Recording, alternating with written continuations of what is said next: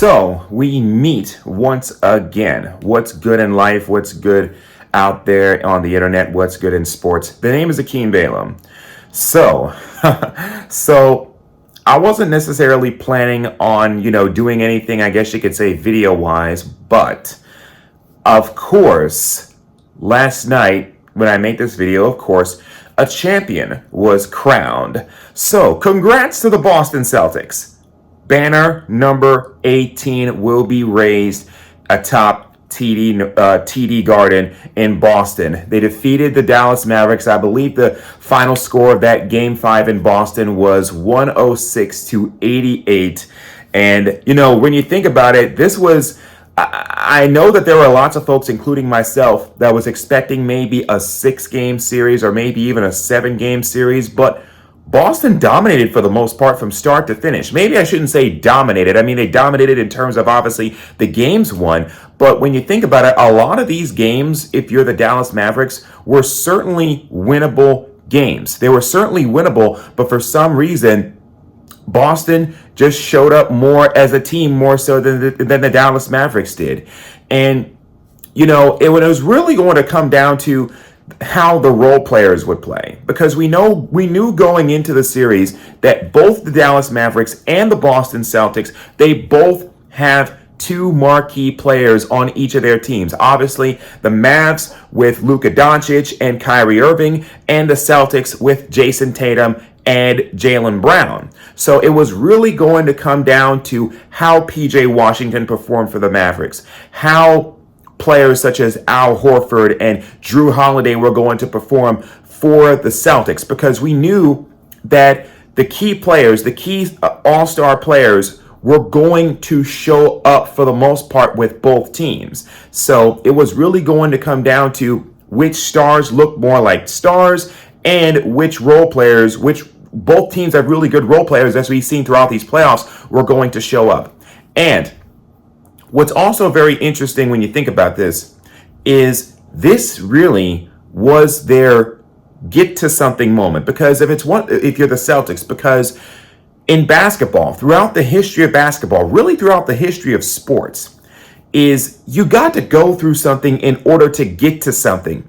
And I go back to, I believe it was a couple of years ago, when the Celtics were in the NBA Finals and they took on the Golden State Warriors in what more than likely is going to look like the last hurrah for the Steph Curry, Klay Thompson, Draymond Green tandem that they have out there in Golden State. That was really their last hurrah in a lot of ways. So that was their go through something moment, because they lost in that series in 6 games to the Dubs in that NBA Finals.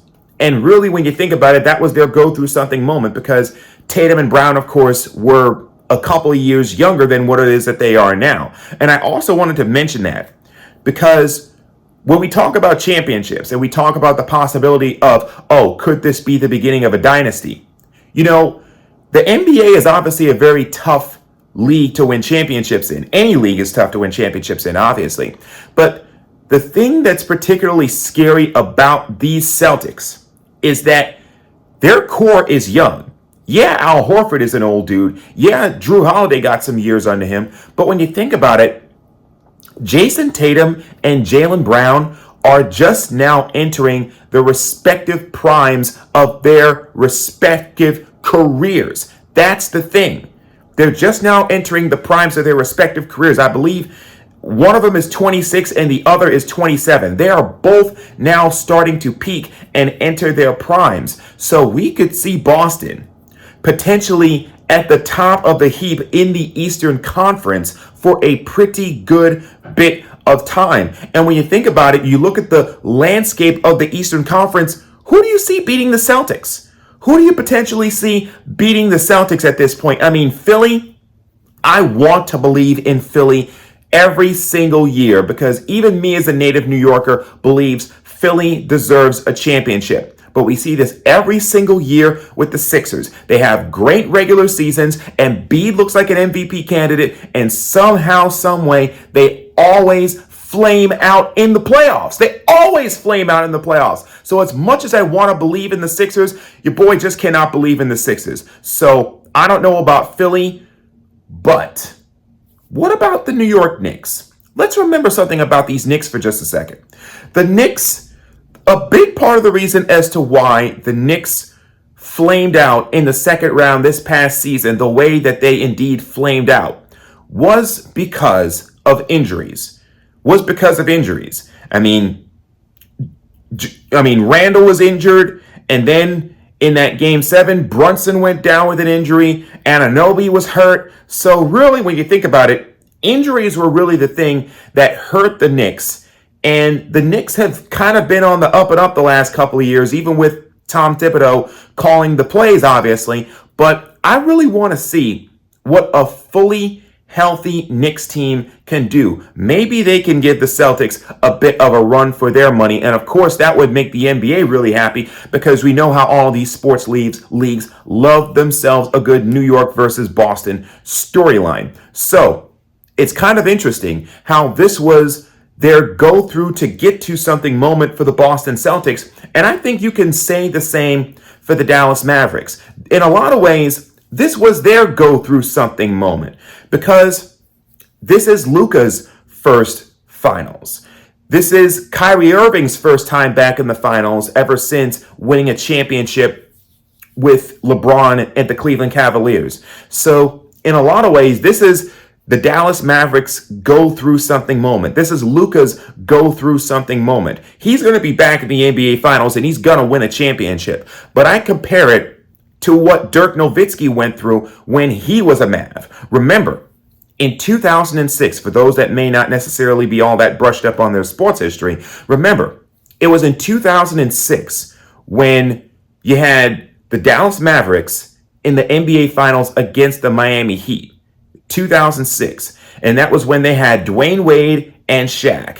Shaq and Wade beat the Mavs that year, only for the Mavs to come back stronger than ever in 2011 and beat the Miami Heat. And remember, the 2011 rendition of the Heat, that was the Heatles. That was when they had LeBron, D. Wade, and Chris Bosh. And the Mavs just made mincemeat of the Heat that entire series. So I consider it, I look at those parallels and I think, okay, this is their go through something in order to get to something, So this is what Dallas is now going through, but it's not going to be easy, because the Western Conference has always been a much tougher conference than trying to get out of the East. And see, the interesting thing is you can tell that there is a sea change in the NBA, because when we talk about top teams in the Western Conference, yeah, Dallas is certainly in that upper echelon, but we're also talking about Denver, last year's champions, because they got Jokic and Murray. We're talking about the Minnesota Timberwolves, because they are finally starting to emerge with Ant and Cat. We're talking about OKC and how young they are as a team and how they are on the up and up as a team. So it's amazing to see that there is definitely a sea change throughout the NBA. And we're not even talking about a team like the Lakers. We're not even talking about a team like the Golden State Warriors, because it looks like Klay Thompson is on his way out and he's unfollowing pretty much anything and everything Warriors on their social media page. So there's definitely a sea change as far as in the Western Conference, and as far as the East is concerned. Now we know exactly who you got to beat. It's amazing how so many fans say, we want Boston, we want Boston. Well, if you're going to get to the NBA Finals, it looks like you're going to have to beat Boston. And as this past year showed, Boston is not an easy team to beat, obviously. So, and also props to Joe Mazzulla, because I remember there were lots of folks that when he got the job, especially in the light of all of the mess that Ime Udoka was doing, there was lots of folks out there who believed that Joe Mazzulla was kind of in over in his head. Like he was biting off more than he could chew, because folks were thinking, oh, the Celtics need a big name coach to handle the egos that come with coaching superstars. But it turns out Mazzulla was the right fit for that job. And he's young as well. If I remember correctly, he's only 35 years old. I mean, he could very well be old enough to still be a player. So when you think about it, this team is very young in more ways than one. So Mazzulla could be on the, on the cusp of possibly being able to carve out a very, very, very profitable and very, very lucrative and long career for himself.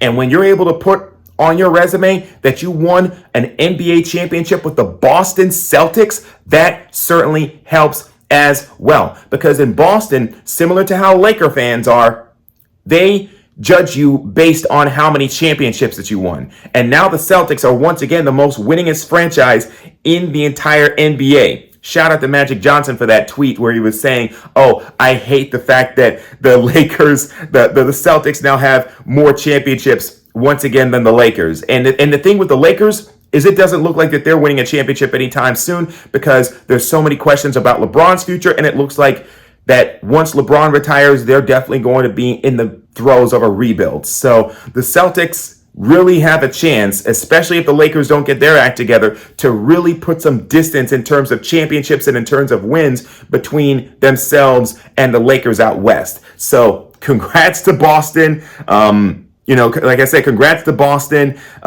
Definitely for sure, well deserved. And yeah, it feels like the 2000s again, when Boston, it looks like, was just winning championships left and right. When the Bruins were winning and the Patriots were winning and the Red Sox were winning, they got a lot of mileage out of them duck boats out there for them parades, and it looks like that's about to be the case once again. Another duck boat parade through the city, through the streets of Beantown. So congrats to Boston, congrats to Celtics, and absolutely just live it up for sure. I mean, championships are certainly something to always be cherished. So absolutely, just congrats and shouts out to everybody out there up in New England. So once again, rate, comment, react, reply, add, subscribe. One guy talk about sports and one guy congratulating the 2024 NBA champion Boston Celtics. I'm Akiem Balaam signing off. Till next time, see ya on the internet someplace. Stay loved up, stay prayed up.